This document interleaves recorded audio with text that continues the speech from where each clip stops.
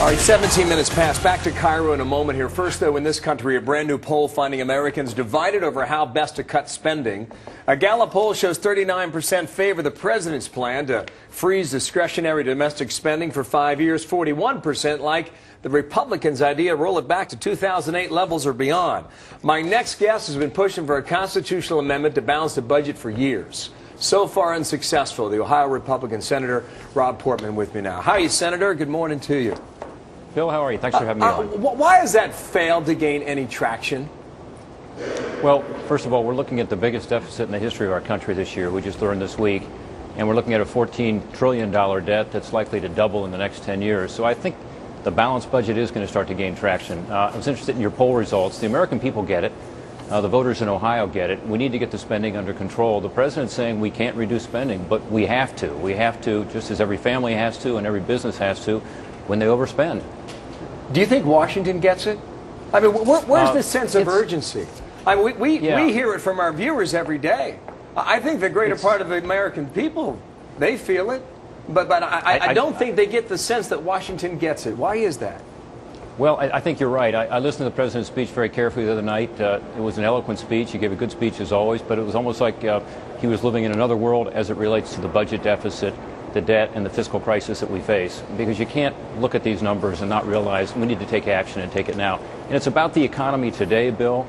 It's also, of course, about future generations.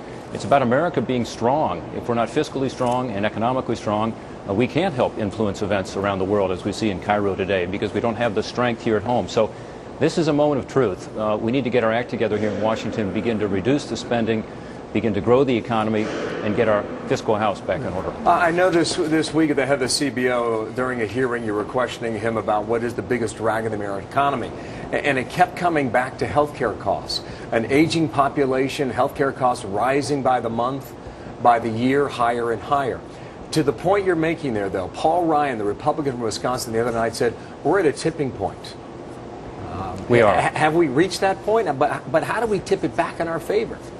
Well, we've got to take steps to get the cost of health care down. It was very interesting. You're right. In testimony yesterday, the head of the Congressional Budget Office, which is a nonpartisan group, in response to my question, said the biggest problem facing our country in terms of the fiscal issues is health care.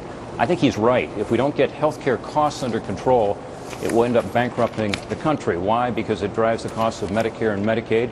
It also makes it harder to create a job here in America because our costs are so much higher than other countries. The health care law that was passed was a huge missed opportunity in that regard.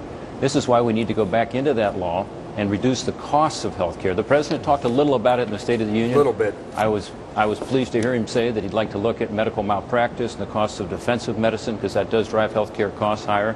Okay. So hopefully we can find some common ground on reducing the costs of health care. That will help our economy be stronger and help get the deficit under control. Senator, thank you for your time. We got some significant breaking news overseas. Rob Portman from Ohio. We'll talk again. You too.